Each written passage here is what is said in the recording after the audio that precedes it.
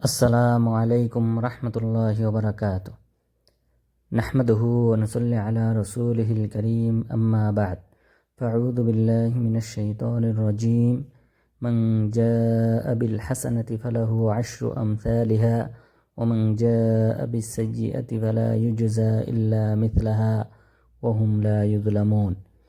সম্মানিত উপস্থিতি, আমরা বিগত একটি আলোচনায় আল্লাহ তাআলার জিকির করার ফজিলত সম্পর্কে আলোচনা করেছিলাম।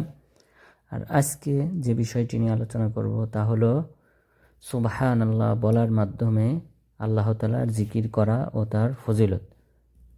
তো আমরা সবাই জানি আমাদের দেশে মানুষ সত্য যে জিকিরগুলি রয়েছে, আল্লাহ তাআলার জিকির করার যে শব্দগুলি রয়েছে সেগুলি বাদ দিয়ে নিজেদের মন গড়া অনেক ধরনের ওজিফা তৈরি করে সেগুলি জিকির হিসেবে সাধারণত তারা পাঠ করে থাকে। অধিকাংশ পীর তারা কিন্তু নিজস্ব কিছু জিকিরের শব্দ তৈরি করে, জিকিরের কিছু পদ্ধতি তৈরি করে, সেই পদ্ধতির মাধ্যমে তারা জিকির করে থাকে। বিশেষ করে আমরা যদি দেখি চরমোনাই, তার 126টি তরিকার ওজিফা রয়েছে। এইভাবে প্রতিটি পীরেরই আলাদা আলাদা জিকিরের শব্দ রয়েছে, ধরন রয়েছে, পদ্ধতি রয়েছে। সেই পদ্ধতির মাধ্যমে তারা জিকির করে থাকে। আর প্রতিটি জিকিরের আলাদা আলাদা ফজিলত তারা নিজেদের মন গড়া তৈরি করা ফজিলতগুলি মানুষের সামনে বর্ণনা করে থাকে। অথচ হাদিসে এমন সুন্দর সুন্দর জিকিরের ফজিলত বর্ণিত হয়েছে যা তারা চাইলেও বানাইতে পারবে না। তো সুতরাং সেই দৃষ্টিকোণ থেকে আমাদেরকে কোরআন এবং সহিহ হাদিসে যে সকল জিকিরের শব্দ রয়েছে সেই সকল জিকিরের শব্দের মাধ্যমেই আল্লাহ তাআলার জিকির করতে হবে। তাহলেই কেবলমাত্র আমরা আল্লাহ তাআলার নৈকট্য অর্জন করতে পারবো এবং সওয়াব অর্জন করতে পারবো। তো সেই দৃষ্টিকোণ থেকে আজকের আলোচ্য বিষয় সুবহানাল্লাহ বলার ফজিলত সমূহ। তো সুবহানাল্লাহ বলার প্রথম যে ফজিলত তা হলো আল্লাহর রাস্তায় সদকা করা, দান করার সমপরিমাণ সওয়াব দেওয়া হয়। এরপর কোনো ব্যক্তি সুবহানাল্লাহ পাঠ করলে আল্লাহ তাআলা তাকে আসমান জমিন ভর্তি সওয়াব দান করেন। এরপর কোনো ব্যক্তি সুবহানাল্লাহ বললে আল্লাহ তাআলা তার মিজানের পাল্লা অর্ধেক পরিপূর্ণ করে দেবেন।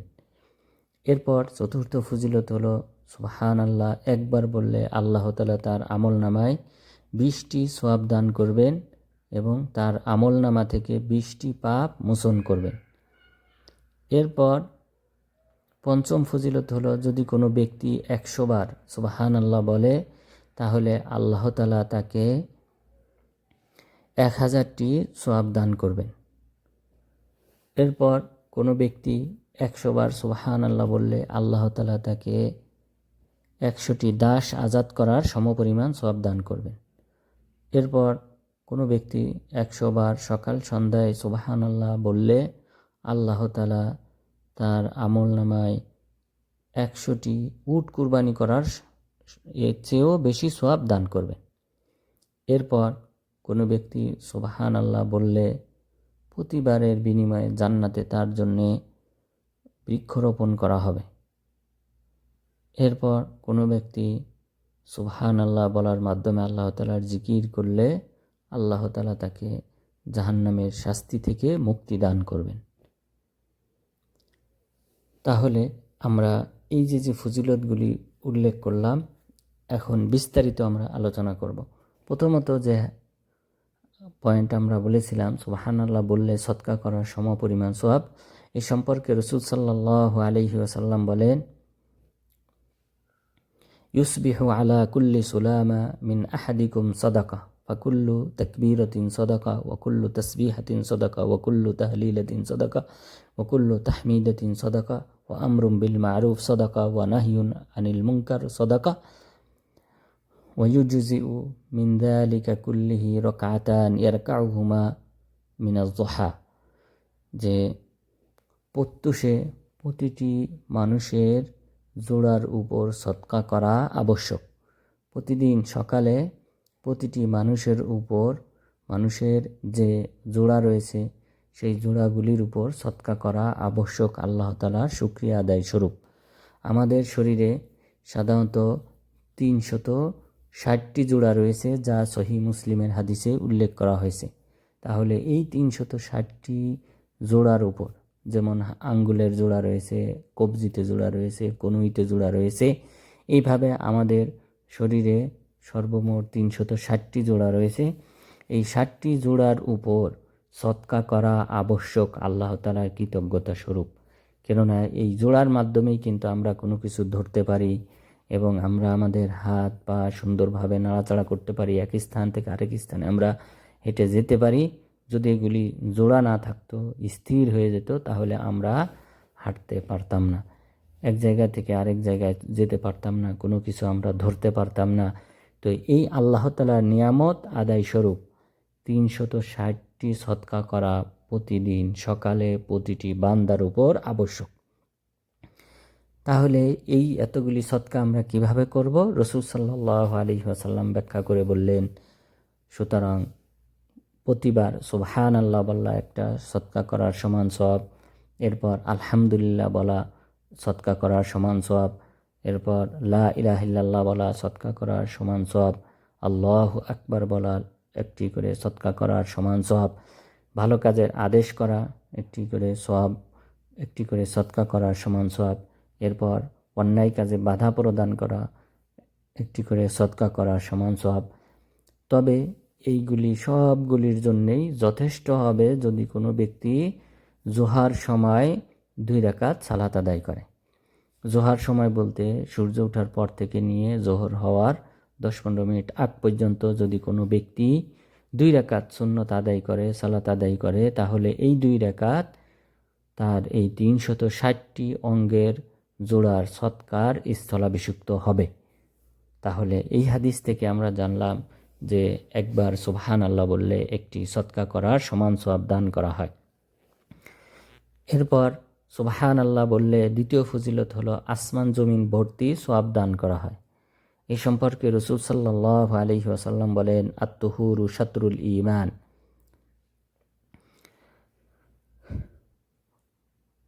যে ঈমানের অন্তর্ভুক্ত হলো পুত ও পবিত্রতা, ওযু করা, ফরজ গোসল করা, এগুলি ঈমানের অন্তর্ভুক্ত। এরপর রাসূল সাল্লাল্লাহু আলাইহি ওয়াসাল্লাম বললেন, আলহামদুলিল্লাহি তামলাউল মিজান, আলহামদুলিল্লাহ বললে মিজানের পাল্লা পরিপূর্ণ হয়। ও সুবহানাল্লাহি ওয়াল হামদুলিল্লাহি তামলাউ মা বাইনাস সামাই ওয়াল আরদ, আর সুবহানাল্লাহ আলহামদুলিল্লাহ বললে আসমান জমিন ভর্তি সওয়াব দান করা হয়। এরপর তৃতীয় যে ফজিলত, সুবহানাল্লাহ বললে মিজানের পাল্লা অর্ধেক পরিপূর্ণ করা হয়।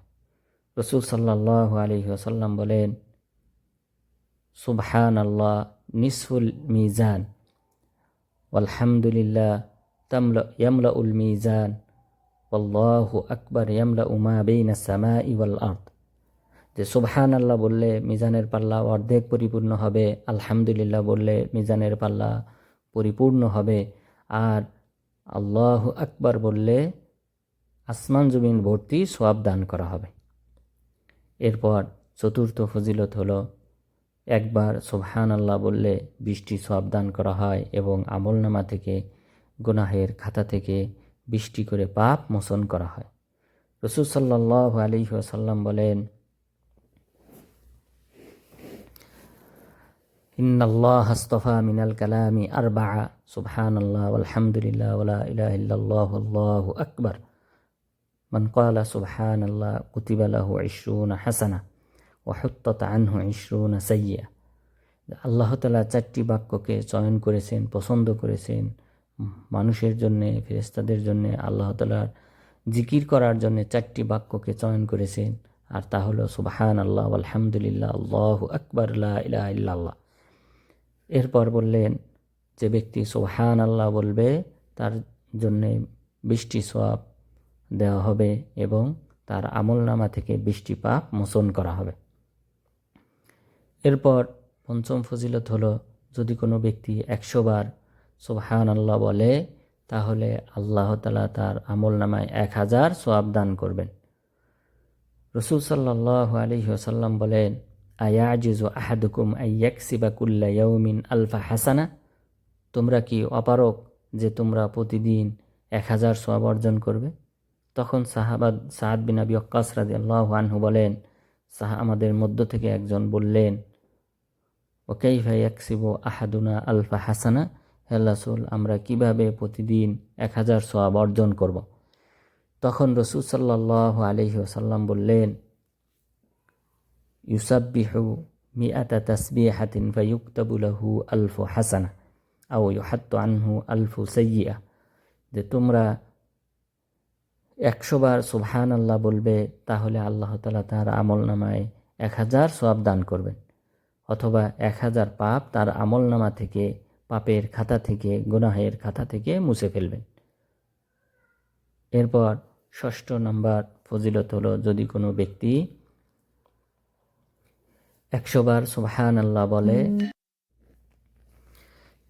এরপর 6 নম্বর ফজিলত হলো, যদি কোনো ব্যক্তি 100 বার সুবহানাল্লাহ বলে, তাহলে আল্লাহ তাআলা তাকে 100টি দাস আজাদ করার সমান সওয়াব দান করবেন।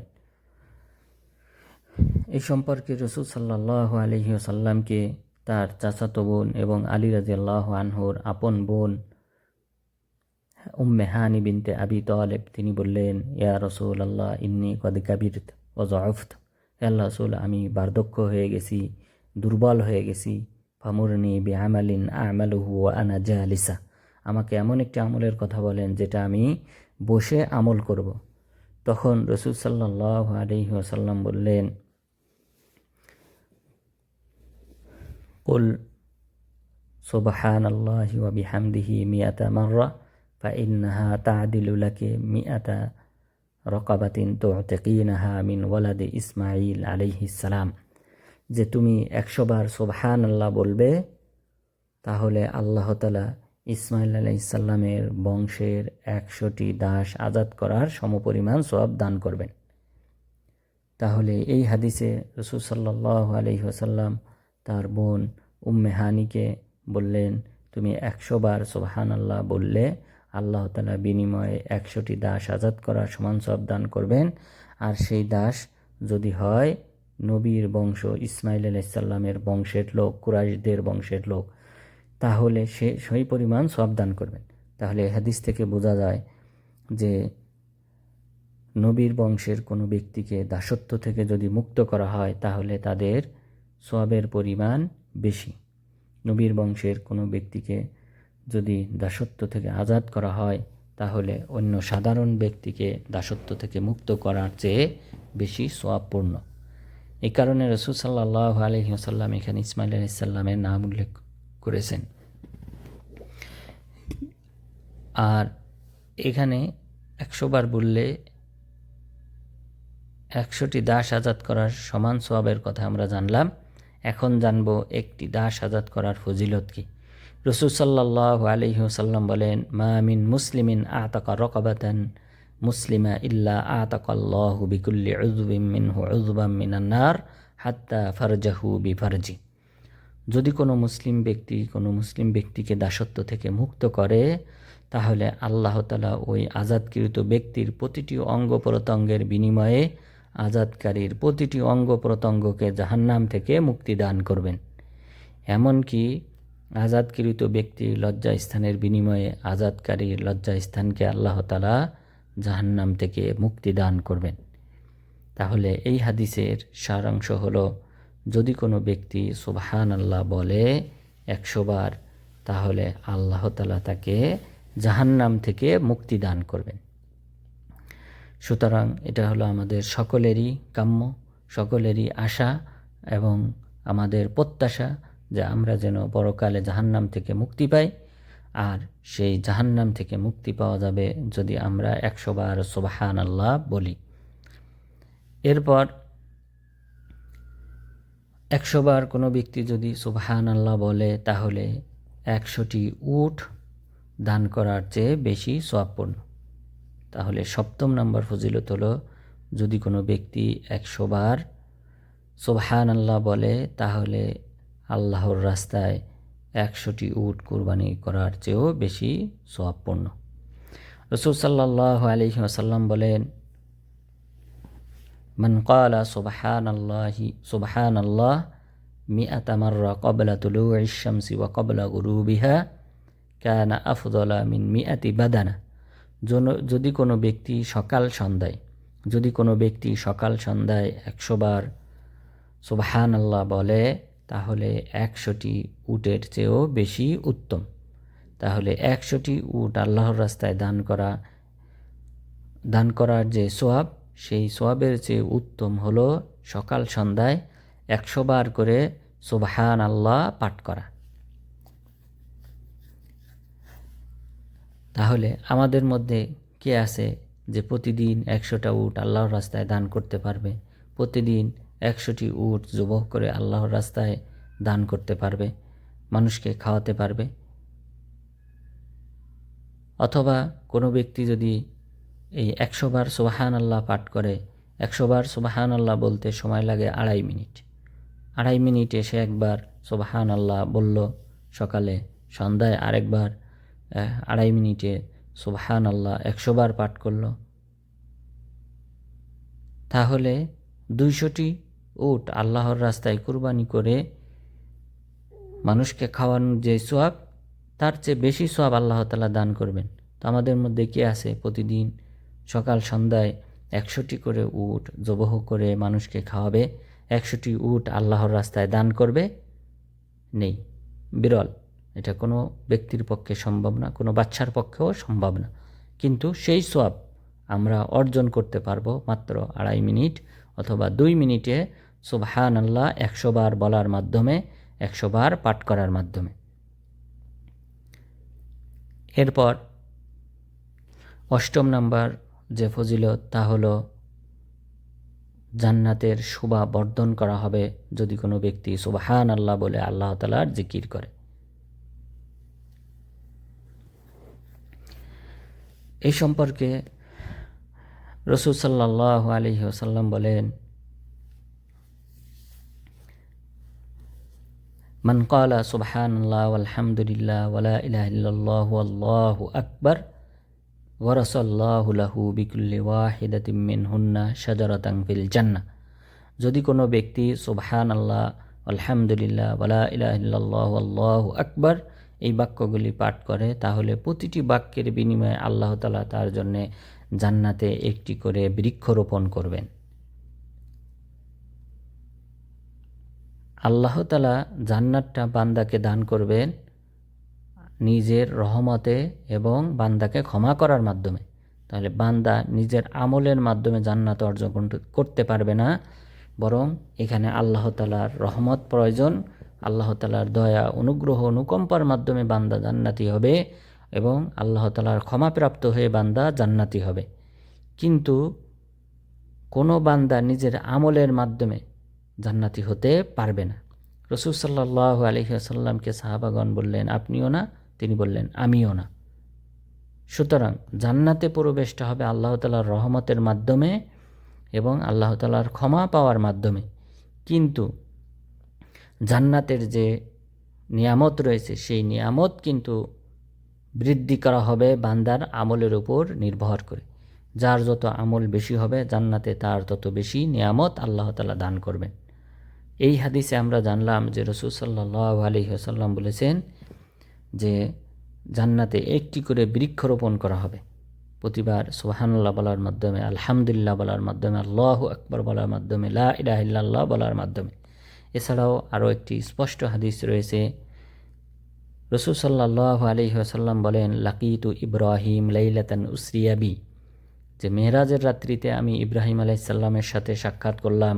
তখন তিনি বললেন, আকরি উম্মাতাকা মিন্নি আসসালাম ওয়া আখবিরহুম আন্নাল জান্নাতা তাইয়্যিবাতুত তাইয়্যিবা তাইয়্যিবাতুত তুরবা আযবাতুল মা ওয়া আন্নাহা কিআন। তখন ইব্রাহিম আলাইহিস সালাম বললেন, তুমি তোমার উম্মতকে আমার পক্ষ থেকে সালাম বলবে এবং তাদেরকে জানিয়ে দেবে, নিশ্চয়ই জান্নাত হলো উত্তম মাটি বিশিষ্ট এবং জান্নাত হলো উত্তম মিষ্টি পানীয় বিশিষ্ট। আর তুমি জানিয়ে দিবে নিশ্চয়ই জান্নাতটা হলো কি আন মরুভূমি, যেখানে কোনো গাছপালা নেই, গাছপালাহীন প্রান্তর। ওয়া সুবহানাল্লাহ ওয়ালহামদুলিল্লাহ ওয়ালা ইলাহা ইল্লাল্লাহু গিরাসুহা। আর এই জান্নাতের বীজ হলো সুবহানাল্লাহ, আলহামদুলিল্লাহ, আল্লাহু আকবার, লা ইলাহা ইল্লাল্লাহ। সুতরাং তোমার উম্মতকে বলবে তারা যেন বেশি বেশি এই বাক্যগুলি পাঠ করে, তাহলে জান্নাতে তাদের বীজ বপন করা হবে, তাদের জন্য বৃক্ষরোপণ করা হবে। এই প্রতিবার সুবহানাল্লাহ বলার মাধ্যমে, আলহামদুলিল্লাহ বলার মাধ্যমে, আল্লাহু আকবার বলার মাধ্যমে। সুতরাং ইব্রাহিম আলাইহিস সালাম তিনি আমাদের কল্যাণ চেয়েছেন, এই কারণে রাসূল সাল্লাল্লাহু আলাইহি ওয়াসাল্লামের মাধ্যমে জান্নাতের অবস্থা আমাদেরকে অবহিত করেছেন, যে জান্নাতের এই শোভা বর্ধন পাবে কিন্তু এই বীজ বপন করার মাধ্যমে, অর্থাৎ এই জিকিরের প্রধান 4টি বাক্য বলার মাধ্যমে, এর মাধ্যমে জিকির করার মাধ্যমে। এরপর আরেকটি হাদিস রয়েছে এই ব্যাপারে।